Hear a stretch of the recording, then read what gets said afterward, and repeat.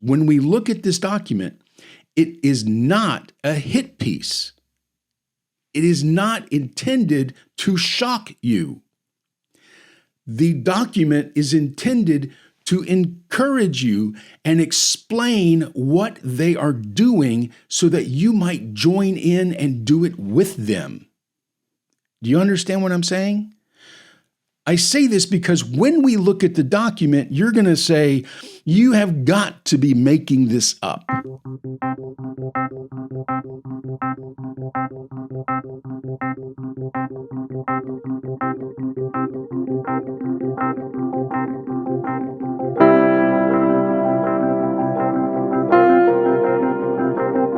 I'm Robert Taylor, and this is episode 9 of Ecclesiastical Matters, where I talk about things relating to the church in general or the church specific. And specifically speaking of the church, I'm referring to the local church, the local churches of Witness Lee, the Lord's Recovery, Living Stream Ministry, the Ministry of Watchman Nee at Witness Lee, the Little Flock, various different names. I'm talking about the local churches again today, and this is a special episode. Today we're going to get to a very important document that gets to the heart of a lot of the things that we've been discussing over these last 8 episodes. And in episode number 9, we're going to get to the very basis, the very foundation, the philosophy behind the local church's main recruitment practice on the college campuses. The practice I called deceitful, the practice I called grooming, the practice that I said was focused on the freshmen, and the practice that I still claim is all of these things. And this document proves it. Now, about this document, before I present it, this document was given to me by someone who had been at this meeting. It was a very large conference in 2005. It was for the campus work throughout the United States and probably the world. It included people at the very top, blended brothers, kind of like, having an executive sponsor, down to the ones who were working full-time in the campus work, helping that entire thing spread across and be coordinated in all the different cities that it's located with all the different college teams that are there on those campuses, down to the apprenticeship, which is the training arm. They're the ones who who developed this process, this procedure that they use now, and who teach it. They teach it to teams every year, and it's called the apprenticeship. They show you how to have a campus work in the Lord's Recovery way. And then it included people who were serving full-time in this work and others who lived in the community and were in the regular local church life, but had opened their home for the campus workers to bring students into kind of a nice family environment where they had been away from home. So give them that home experience again, someplace where they could be fed and loved and nourished and off of campus, and things would be nice and easy, but definitely set up for them to be further recruited. And so everyone involved in this work had a position. There was somebody speaking from every angle. And I knew 95% of the speakers because I saw the list of speakers. I knew them. I ate with them. I've been in their homes. They've been in mine. I've prayed with them. Not all of the speakers are still with us. Some have passed away. And I saw that list, and I'm like, that's my history. That's my life. These are the people that I spent my youth with from 18 onward.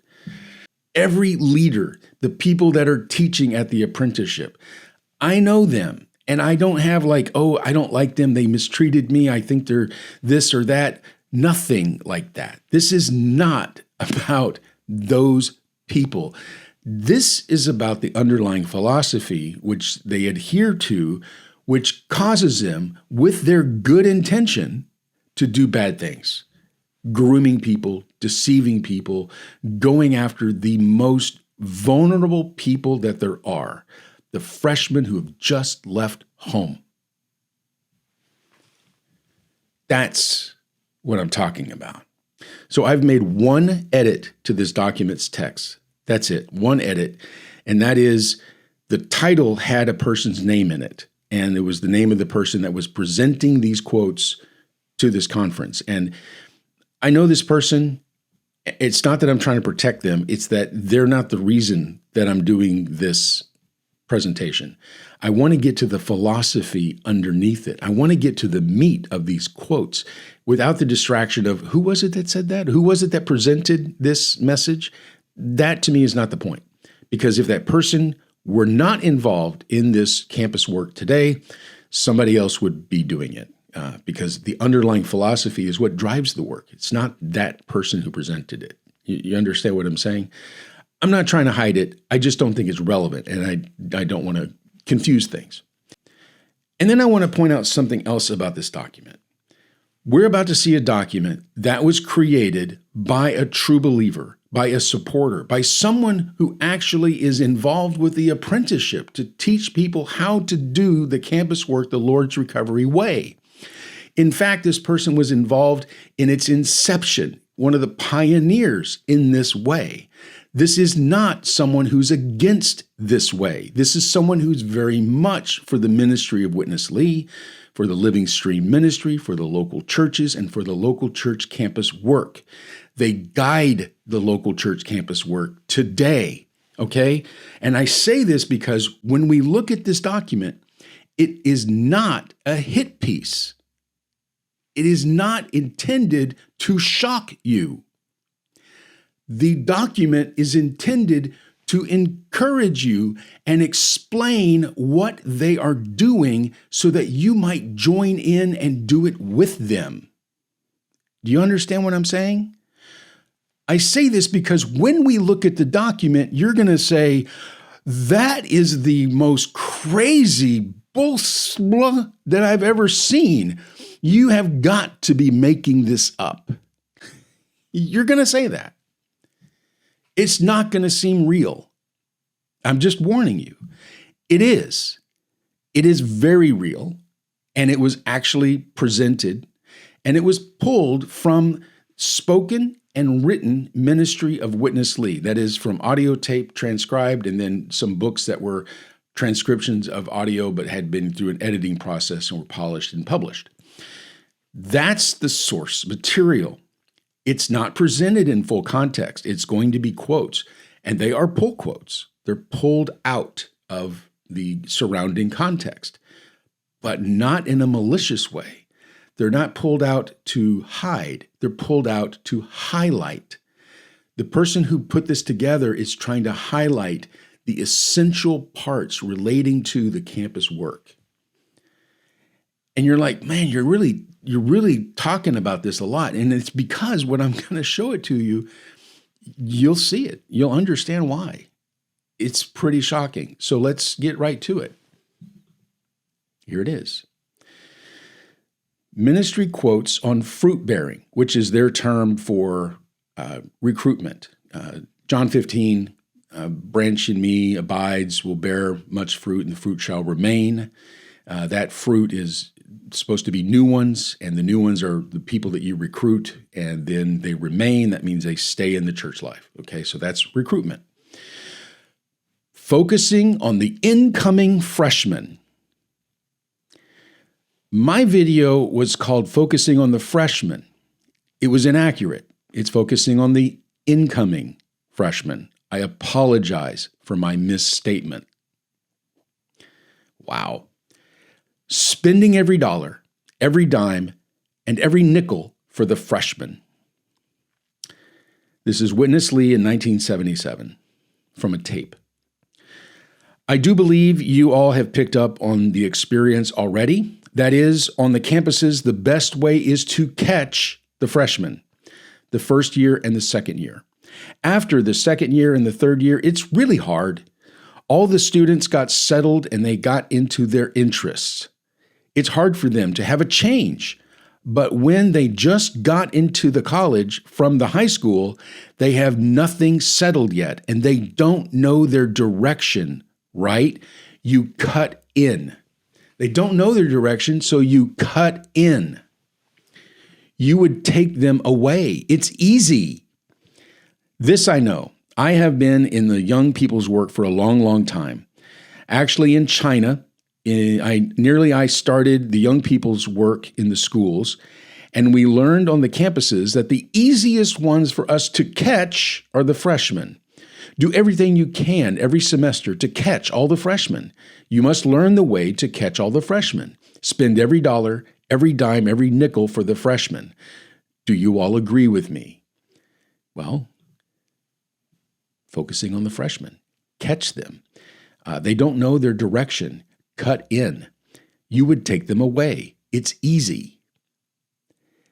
This is what they do. And this is why they do it, because this was what was taught to them to do, encouraged, directed to do.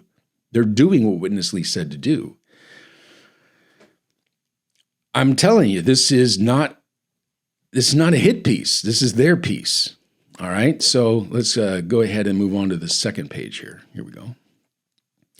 3 reasons why we must go to the young people. There are 3 reasons why we must go to the young people. The first reason is that the young people are not occupied. It is best to contact young people between the ages of 16 and 20. 16 and 20. During these years, they begin to understand things, but they are not occupied. Now we know what occupied means. It means, do they understand things? Do they have their own thoughts? Therefore, we must seize the opportunity to gain the high school students and the freshmen in college. When many young people turn 18, they are eager to leave home. This is the right time to gain them, catch them, gain them for the Lord's recovery. The second reason for going to the young people is the fact that so many young people are gathered in the schools. This is similar to why Dillinger robbed banks, because that's where the money was. No other age is gathered together like this. Because the young people are gathered in the schools, it is easy to contact them. In order to catch fish, you must go where the fish are. And let's talk about that for a second, because some of you might be saying, but Jesus said, I will make you fishers of men. This is just what Jesus said to do. But Jesus said, be fishers of men, not fishers of freshmen. This is targeting freshmen, the easy ones, the ones who don't know their direction, who you can cut in and take them away, the ones that you can gain because it's easy to get to them. They're all bunched up in one place, and so let's go target that one place. This is not what Jesus said to do. This is different. The third reason is that it is easy for the young people, especially those at the end of their teenage years, to have a change in their mind. That is, it is easy for them to repent. To repent means to have a change of mind. If you present something solid, worthwhile, and interesting to young people, they will take it. So in this regards, it sounds really nice. It's like, oh, you just present this to them and they take it. Yeah, but only to young people who haven't had their thoughts fully formed yet. That's kind of weird. If it's really something solid and worthwhile, take it to people that are older, like a year or 2 older. Why not? Oh, because then they're settled. That means that they're not directionless, listless, vulnerable. This is direct targeting. And it doesn't say a lot for your message that you have to find someone who's weak in order to receive it. Yeah. All right, back to this. The parents will listen to their kids. September is a golden time to catch freshmen. Every September, we should be able to catch a good number. This does not mean that we do not preach the gospel to others. Our daily walk, our meetings, and our communal life are all a type of gospel preaching. This sounds good. But here's the key sentence. Wherever we live, we influence the community, but we must purposely form teams to go to the campuses to reach the young people. This is not your daily life gospel preaching by example. This is purposeful teams going to the campuses to reach people. It's not organic. It's purposeful teams going. Teams. If we do this with much prayer, a good number will be brought in. Let September be the time to make contact and October the month to reap.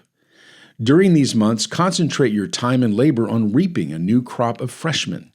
First you reap them, then you build them up. After that, you may use them to gain their classmates or roommates. Spread it out. We need to do the same thing year after year. I believe that each time we do this, more freshmen will be reaped. Do not miss this opportunity. If we gain the freshmen, then through them we shall gain some of their parents.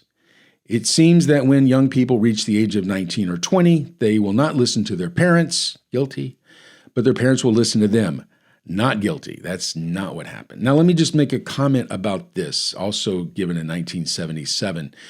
This actually is proof that there is not the intention to separate children from their parents in the work that the Lord's Recovery does with recruiting on the campus. That's not the intention. Witness Lee is saying here, hey, get the kids, get the parents, meaning we're not intentionally cutting them off from their parents. But some critics will point out that by Living Stream Ministry holding 7 annual feasts, the feasts are the things that in the Old Testament you were required to go up to 7 times a year to Jerusalem. So 7 times a year, LSM has a feast, and so you're required to go up to LSM every 7 times a year. At the holidays, Christmas, from Christmas to New Year's, there's the winter training. You're away from your family. Unless you can get your family in, then they can go with you. Thanksgiving, that's a conference time. You're away from your family. Unless you can gain your family, then they're there with you. All of these events can be family events if you bring your parents with you into the local church. But if you don't, if your parents won't join you, then you will be separated from your parents. It's not the intention to separate children from their parents in the local church. It's just a byproduct of the 7 feasts, basically, which is really bad planning. Anyway. The first semester, this is the last page. First semester freshmen are the most susceptible to the gospel. Susceptible to the gospel. This word, susceptible. Now, let me just say a word about the gospel here, because when the local church talks about the gospel, Witness Lee would always talk about the gospel, but he would always clarify, or he would often clarify. I said always, I meant often. And he would often clarify that the gospel that he preaches is the high gospel. There is a low gospel, which is the basic gospel, the true gospel, but it's low. And then there's the high gospel that requires more revelation to see. And this is the gospel that he preached. And so this is one of the reasons why they focus on Christians happily. It's not that they're sheep stealing on purpose. They just think the Christians only have the low gospel and they need the high gospel to reach God's purpose.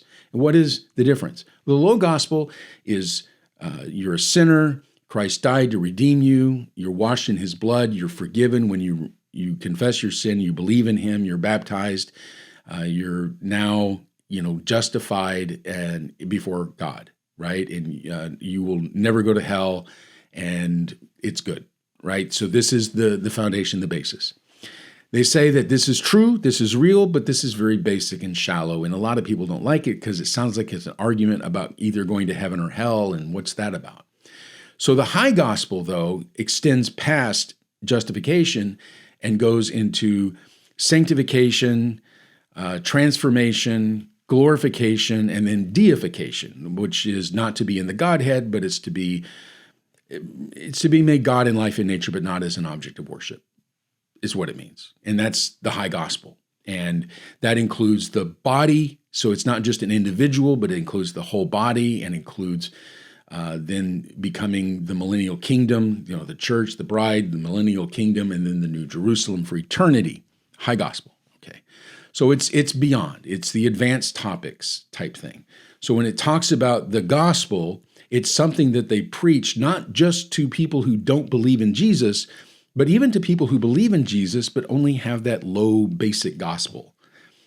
This is why they talk to me. I was already a Christian, but I didn't know the high peak. I didn't know that there was more to have. I didn't know that. I knew Romans 5 up to verse 9, but I didn't know Romans 5:10. You look that up, and that's what they talk about. That begins the high gospel, the next step. That's the step where the Lord's recovery begins. So why do they talk to Christians so much? Aren't they already saved? Yeah, they believe that, but they want them to go on. And it includes a lot about the body and the church, and of course that's the gig, the local church, so it makes sense. All right, let's go back. Susceptible. Oh my gosh, this word, it just stands out. That time, the time that the college students are the most susceptible to the gospel blows my mind. Susceptible to the gospel is the first semester as freshmen. By the second year, they become hardened. See, before it was first and second year, and this says by the second year, they're hardened. It's really very focused on the freshmen. The third year, they become concrete. There is no way to change them anymore. Don't expect too many senior students will be saved. By the fourth year, it will be over with. Their brain, all of their mind will be hardened by all of those things. What things? What things? All of those things. What things? They cannot receive anything more. The most suitable time is the transition from high school to the university. At that time, right after the school starts, you have to gain them. So they are intentionally aiming at being at the school the moment the freshmen arrive from their home to go to college for the very first time. That's when they want to get them. When they have no direction, they don't know up from down, you can cut in and you can take them away. They are the most susceptible at that time, during that transition time. That's when they want to be there and get there. And that is why they have a deceptive work on the college campus. Because if you told the administration, hi, we have an organized work where we are trying to target freshmen, especially like, can we get in an orientation and maybe registration and just get in there and be with them? Can we be like the first people they meet on campus and they think that we're part of the campus and then we can gain them for the Lord's recovery for now on? Do you think the administration would let them do that? Of course not. Of course not. So, but this is their plan.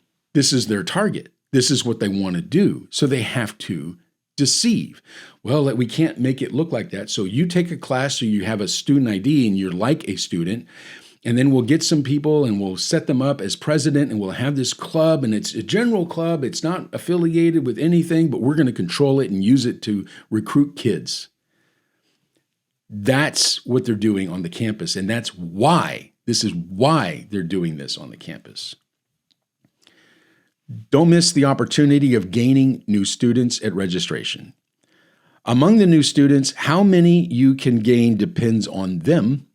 If you lose that opportunity once you miss that registration, it will be difficult. No matter how hard you knock your head against the wall, you have to get that way. That is the right way. You are really wise to sneak in among the registration. Ask them to fill in a form.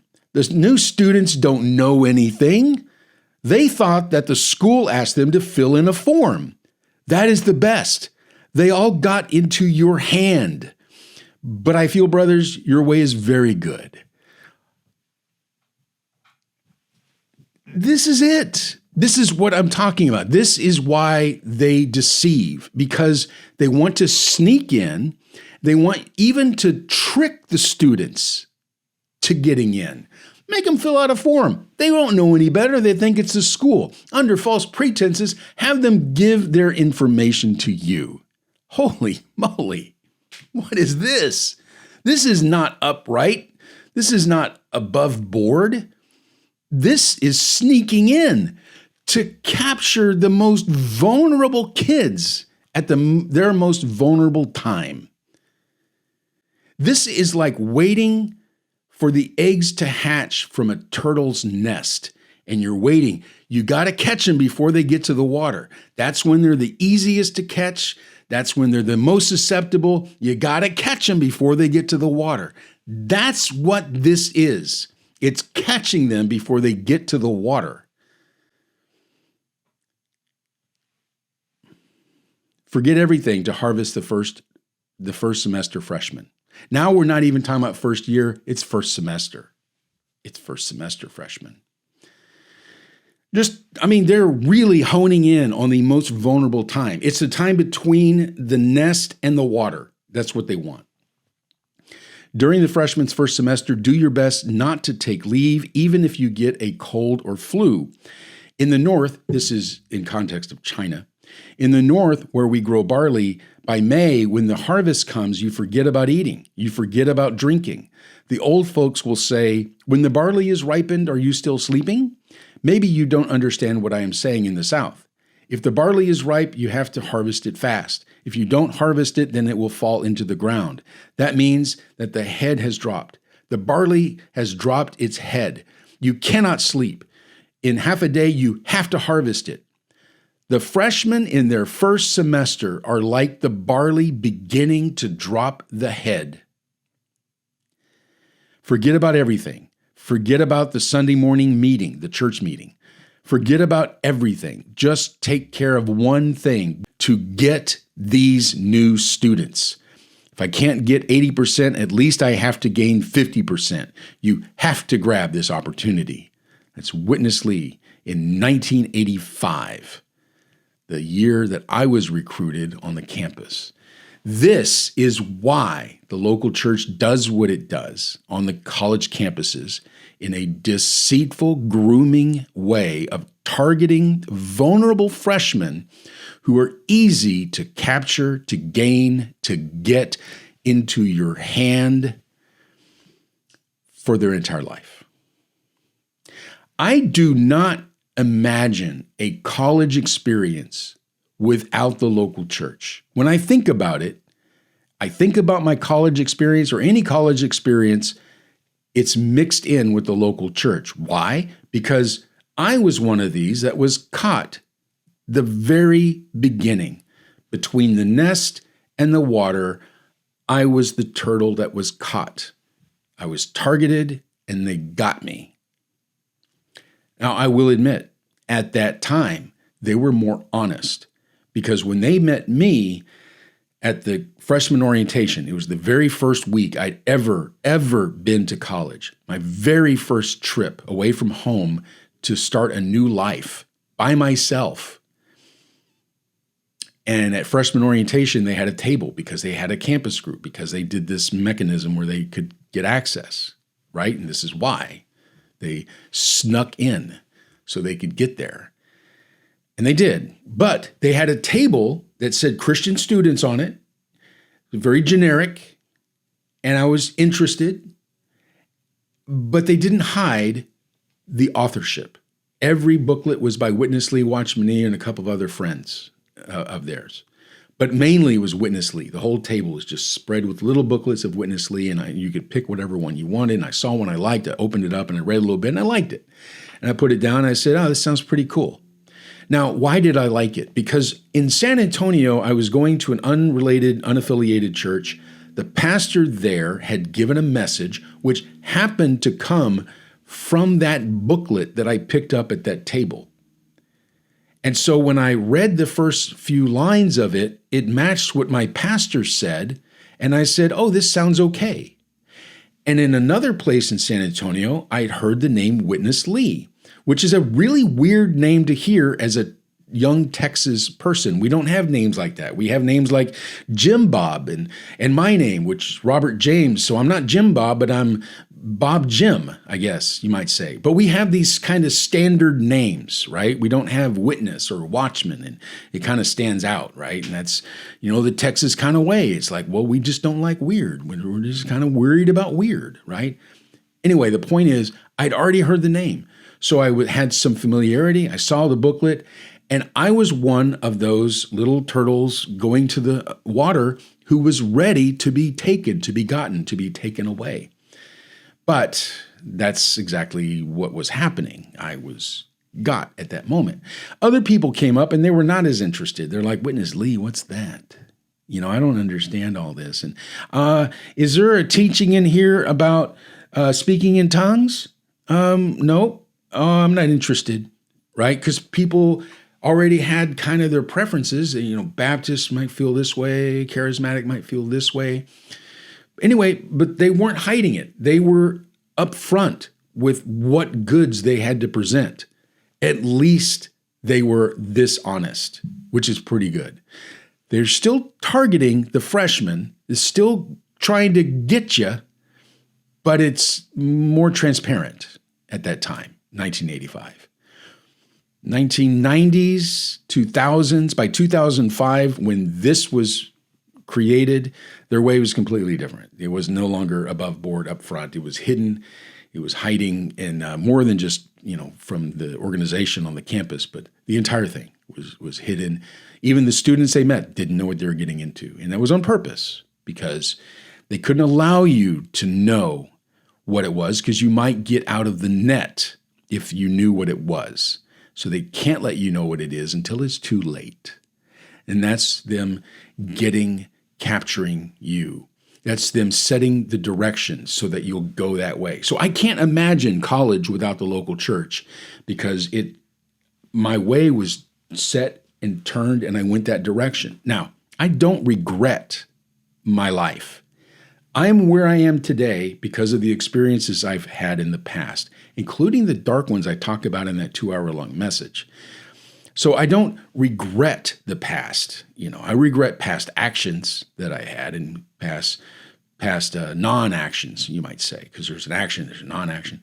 I don't regret what I've passed through. I'm glad to have gone through that, but I have gone through that, and I'm not there.